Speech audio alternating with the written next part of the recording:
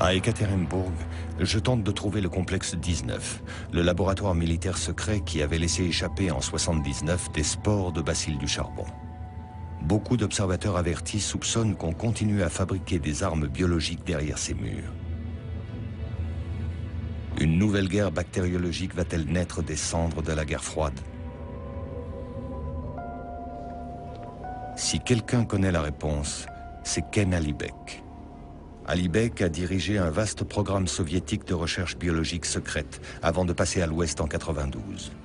Il a mis son savoir au service de l'armée américaine et de l'industrie privée de la biodéfense en devenant consultant pour Battelle, le sous-traitant de la CIA. Mais en 2007, il est brusquement reparti à l'Est. Je le rencontre à Kiev. Il est inquiet de voir s'effacer la frontière entre recherche défensive et offensive. Les États-Unis dépensent des sommes colossales, des milliards et des milliards de dollars pour ce qu'ils appellent la biodéfense. Ça nous met dans une situation très difficile. Ils essaient de concevoir de nouveaux virus. Ils recréent des virus comme celui de la grippe espagnole. Mais dans quel objectif? Bien sûr, aux yeux de certains pays, tout donne l'impression qu'ils travaillent sur de nouvelles armes biologiques. Aujourd'hui, Alibek est constamment accompagné par un garde du corps. D'autres chercheurs, comme son ancien collègue Vladimir Pasechnik, puis David Kelly, sont morts soudainement.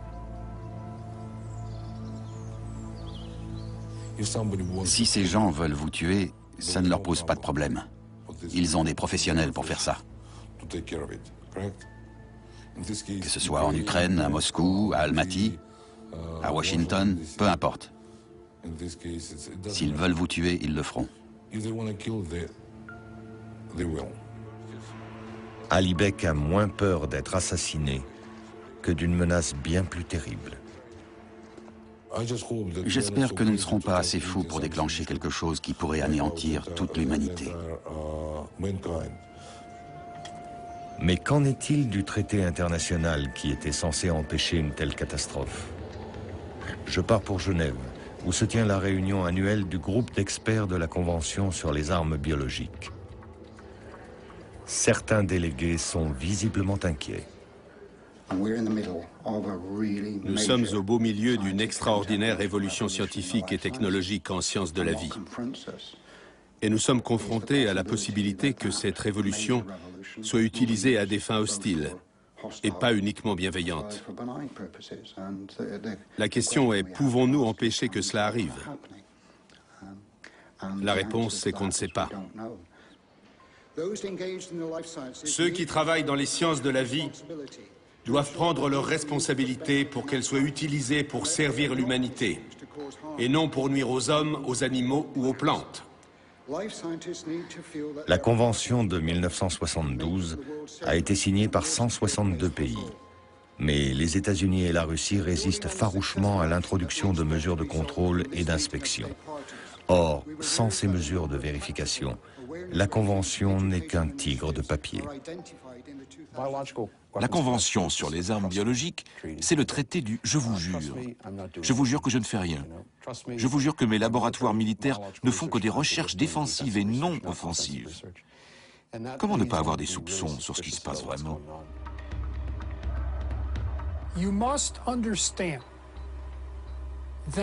Vous devez comprendre que la race humaine se tient à un tournant crucial par rapport à la guerre biologique.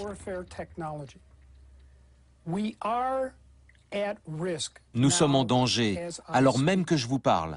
Nous devons placer les recherches, le développement, les expérimentations et la technologie elle-même sous contrôle démocratique.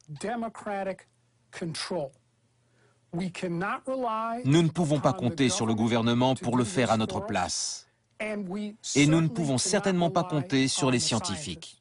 Ça va donc être à vous et à moi de nous opposer à ces activités, de les réduire, de les maîtriser.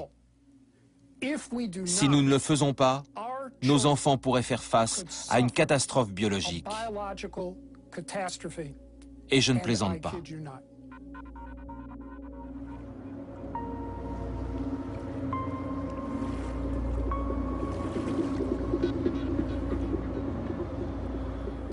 On me demande souvent pourquoi je fais ça.